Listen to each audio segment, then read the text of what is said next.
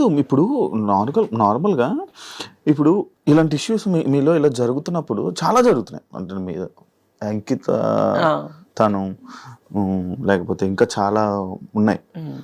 ఇవన్నీ జరుగుతున్నా కూడా మళ్ళీ ఎందుకు రిలేషన్ అనుకొని వెళ్ళడం అవన్నీ ఎందుకు రిలేషన్ జరుగుతుంది? అంటే శివ, ఇప్పుడు మీరు అబ్బాయిలు అమ్మాయిలు, అబ్బాయిలకి ఫ్యూచర్ ఉంటుంది, పెళ్లి చేసుకుంటారు, పిల్లలు, వాళ్ళకి ఒక్క కుటుంబం ఉంటుంది. ఆడవాళ్ళకి ఫ్యూచర్ ఉంటుంది, పెళ్లి, కుటుంబం అని. ట్రాన్స్జెండర్స్కి ఒక కుటుంబం ఉండదు కదా. ఫ్యామిలీ హేట్ చేస్తారు, ఫ్రెండ్స్ హేట్ చేస్తారు, సొసైటీ హేట్ చేస్తుంది, బయట జాబ్స్ ఉండవు, కష్టపడి వాళ్ళని చూసే వాళ్ళందరూ చీప్ గా అనుకుంటారు, కానీ వాళ్ళ లైఫే బాగుంటుంది కొద్దో గొప్ప. ఎందుకు అంటే ఈ కష్టాలన్నీ దాటుకొని రూపాయి సంపాదించుకున్నామా, కడుపు నిండా తిన్నామా, ఉన్నామా అనుకుంటారు. అలా ఉన్నప్పుడు ఎవడో ఒక వెధ వస్తాడు, నేనున్నాను అంటాడు. ఆ ప్రేమకి, ఆ ఎఫెక్షన్స్ కి, ఆ ఎమోషన్స్ కి దగ్గర అయిపోతాము. ఎవరు ఈవెన్ పేరెంట్స్ కూడా ప్రేమను చూపించరు. ఆ ప్రేమను చూపించినప్పుడు ఎవడో ఒకడు వచ్చి ప్రేమను చూపిస్తే మరి ఎఫెక్షన్ అవుతాం కదా. అరే నాకు పేరెంట్స్ ప్రేమ లేదు, బయట వాళ్ళ ప్రేమ లేదు, ఈ అబ్బాయి నన్ను బాగా ఇష్టపడుతున్నాడు, నన్ను బాగా చూసుకుంటాడు అనే నమ్మకం ఉంటుంది కదా. ఆ నమ్మకం కోసమే ప్రాణాలు పెట్టేస్తారు, సర్వస్వం ఇంకా వాడే అనుకుంటారు. అందుకే ఆ లవ్ కి, ఎఫెక్షన్స్ కి దగ్గర అయిపోతారు. కానీ మరి ఇంట్లో యాక్సెప్ట్ చేస్తున్నారా? లైక్ అంటే మీకు ఇప్పుడు కొన్ని రోజులు అయ్యాకైనా మీతో మంచిగా ఉండడం ఇప్పుడు అంటే నా పరంగా అనుకుంటే ఫస్ట్ ఆఫ్ ఆల్ మా అమ్మ వాళ్ళు నన్ను యాక్సెప్ట్ చేయలేదు. స్టిల్ అంటే యాక్సెప్టెన్స్ ఎలా ఉంటుందంటే, నేను కష్టపడుతున్నాను, ₹1 తీసుకొస్తున్నాను, అందుకే యాక్సెప్ట్, ఒక మంచి పేరులో ఉన్నాను, బయట సొసైటీలో ఒక మంచి పేరులోనే ఉన్నాను, బయట ఏమి వేరేలా సంపాదించట్లేదు. ఓకే, మా అమ్మాయి చూడటానికి చేస్తుంది, జబర్దస్త్లో పలానా ఒక మంచి వృత్తిలోనే ఉంది, అందుకే నన్ను యాక్సెప్ట్ చేస్తారు. లైక్ ఇప్పుడు పేరెంట్స్ కి కూడా, ఎందుకంటే మాదే తప్పు, పేరెంట్స్ తప్పు కాదు. ఎందుకంటే వాళ్ళు 9 నెలలు కనిపెంచి ఒక అబ్బాయిలా పుట్టి, మళ్ళీ ఇప్పుడు దేవుడిచ్చిన అవయవాలు కాకుండా మళ్ళీ మాకు ఇది కూడా పేరెంట్స్ లోపం హాఫ్ ఉంటే మా లోపం హాఫ్ ఉంటుంది. వై? బికాస్ జీన్స్ ప్రాబ్లమ్స్ ఉంటాయి. పేరెంట్స్ లోపం ఉంటుంది. ఆఫ్ కోర్స్ పేరెంట్స్ లోపం వల్లే మాకు జీన్స్ ప్రాబ్లం అవుతుంది. నాకు ఇది తెలియదు. పేరెంట్స్ లోపం ఉంటేనే, తల్లికో తండ్రికో లోపం ఉంటేనే జీన్స్ అనేది సక్రమంగా లేకపోతే పిల్లలు ఇలా అయిపోతారు. ఇదేదో డబ్బు కోసమో ఇంకొకటి అసలు ఒంటి మీద సర్జరీ, ఇప్పుడు ఒక చిన్న పిన్నిస్ కూర్చుకుంటే నువ్వు ఎంత బాధపడతావో, ఒంటి మీద ఎన్ని అవయవాలు కోసుకొని చచ్చి బ్రతికి, నేనైతే లైఫ్ లో 3 సార్లు చచ్చి బ్రతికాను నేను. మరి ఎందుకు అవన్నీ? ఎందుకు అంటే నాకు ఇలానే ఉండాలి, నా లైఫ్లో నేను ఒక ఆడపిల్లలా ఉండాలి, ఫుల్ ఫ్లెడ్జ్డ్ అమ్మాయిలా ఉండాలి. నా పేరెంట్స్ మా అమ్మ నన్ను ఒక కూతురులా చూసుకోవాలి, వాళ్ళకి నేను కూతురునైనా ఒక కొడుకులా సంపాదించి వాళ్ళని చూసుకోవాలి. అది నా మైండ్ లో ఉంది.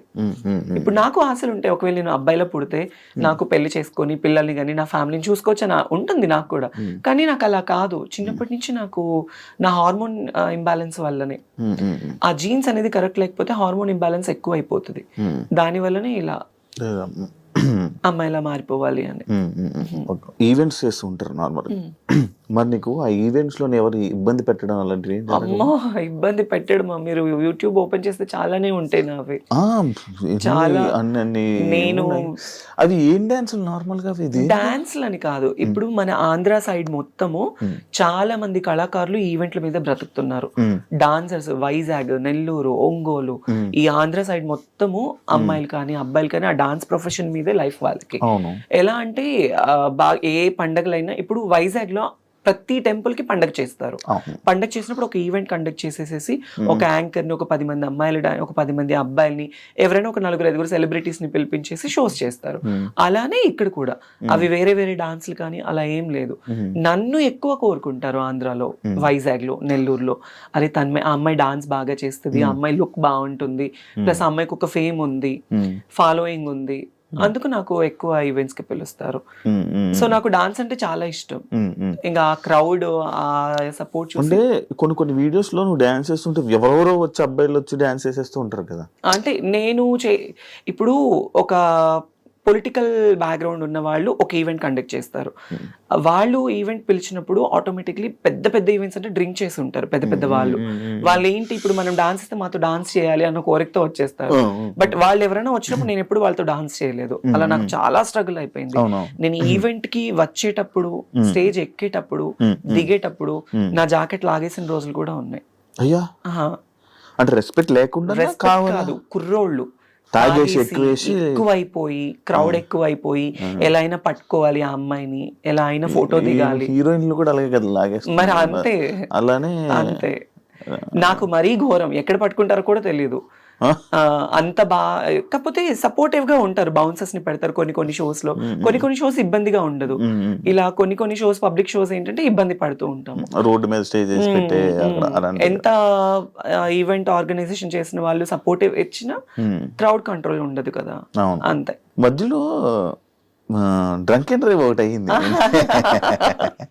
అయ్యో అదేంటో కదేంటో. అది ఏం లేదు, జస్ట్ నేను ఒక ఈవెంట్ కి వెళ్ళాను, లైక్ ఈ హైదరాబాద్ లోనే వేరే ఒక పొలిటీషియన్ పెద్ద వాళ్ళది, వాళ్ళ పాప మ్యారేజ్ కి వెళ్ళాను గెస్ట్ గా.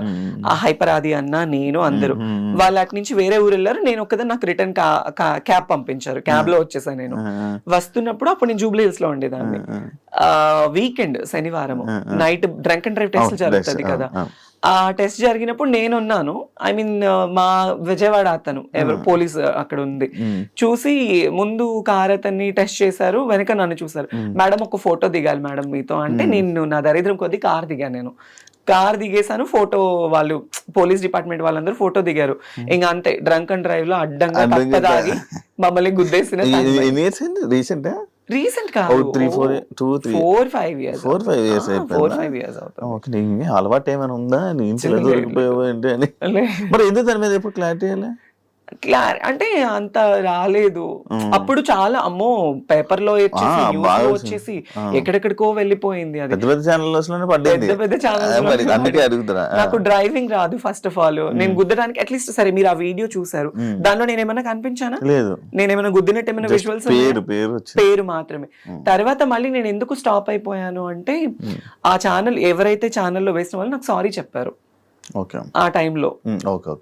ఆ టైం నాగబాబు గారు నాకు సపోర్ట్ చేశారు, ఏముండదు ఇలాంటివి వస్తూ ఉంటే పోతూ ఉంటాయి, నో ప్రాబ్లం, మాట్లాడమంటే మాట్లాడుతా అన్నారు. ఇంకా అప్పుడు మళ్ళీ వాళ్ళకి నేను కాల్ చేసి, నాకు కెరియర్ పోతుందండి, వేరే అయిపోతుంది, సారీ మేడం బై మిస్టేక్ ఇట్లా అని చెప్పారు. ఇంకా నేను దాన్ని లైట్ తీసుకున్నాను. మధ్యలో జబర్దస్త్ ఎందుకు మానేయాల్సి వచ్చింది?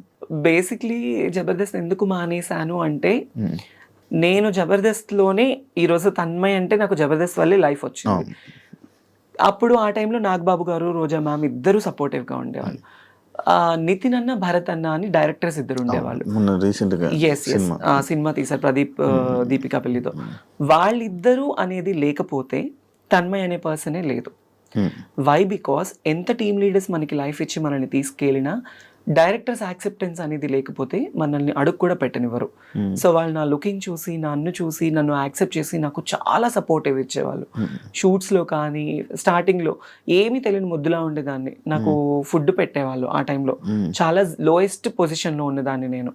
నితిన్, భరత్ అన్న వాళ్ళకి సంథింగ్ మల్లెమాలకి వాళ్ళకి ఏ ఇబ్బందులు ఉన్నాయి, ఏ ఇష్యూస్ వచ్చాయి నాకైతే తెలీదు. ఆ టైంలో ఇలా జీ తెలుగులో అదిరింది అనే షో ఒకటి కొత్తది స్టార్ట్ చేశారు. నాకు తెలీదు ఛానల్స్ మధ్య ఇంత డిఫరెన్స్ ఉంటుందని నాకు తెలీదు. నాగబాబు గారు, చమ్మక్ చంద్ర, ఆర్పి, నేను, నితిన్, భరత్ అన్న ఈ అందరూ ఒక మీటింగ్ లో, తన్మయ్ నువ్వు మంచి పొజిషన్ లో ఉన్నావు, నీకు ఇంకా మంచి లైఫ్ వస్తుంది అని నాగబాబు గారు నాకు సపోర్ట్ ఆ టైంలో నేనున్నాను అనడం వల్ల నేను ఇక్కడి నుంచి అక్కడికి వెళ్ళడం జరిగింది. ఈటీవీ నుంచి ఈటీవీ నుంచి జీ తెలుగు వెళ్తే ప్రాబ్లమ్స్ అవుతాయని నాకైతే తెలీదు. సో దానివల్ల నేను చాలా నష్టపోయాను కూడా. మళ్ళీ జబర్దస్త్ కి రాలేక మళ్ళీ నాకు ఆ షోస్ కూడా కంటిన్యూ అవ్వలేదు. ఒక 1 year ఏదో కంటిన్యూ అయింది. తర్వాత మళ్ళీ బాబు గారు పొలిటికల్ లైఫ్ లో ఆయన బిజీ ఉన్నారు.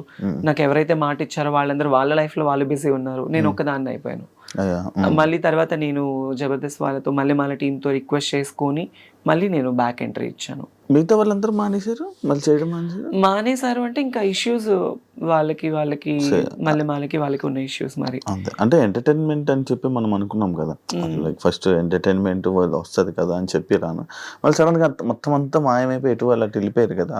మేబీ నేను అంటే వాట్ అనేది ఇప్పుడు ఎవరు శాంతి, నువ్వు, ఇప్పుడు శాంతి స్వరూప్, నేనే, పాత వాళ్ళు మేమిద్దరమే. ఇద్దరు ఉన్నారు జబర్దస్త్, ఇద్దరు కొత్త ఎవరు లేరు.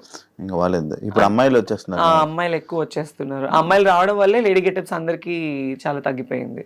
కానీ ఎవరి కామెడీ వాళ్ళదే కదా. అంతే. మీ చేసే కామెడీ మీది, అంతే. అమ్మాయి కానీ చేసే కామెడీ. ఒకప్పుడు జబర్దస్త్ అంటే ఎక్కడెక్కడ అది జబర్దస్త్ అనేది ఏంటంటే చిన్న షో కాదు. దానివల్ల చాలా మందికి హెల్త్ పరంగా కావచ్చు, ఎంటర్టైన్మెంట్ పరంగా కావచ్చు, ఎన్ని ప్రాబ్లమ్స్ ఉన్నా కూడా టీవీ ముందు అది చూస్తే చాలా హ్యాపీ.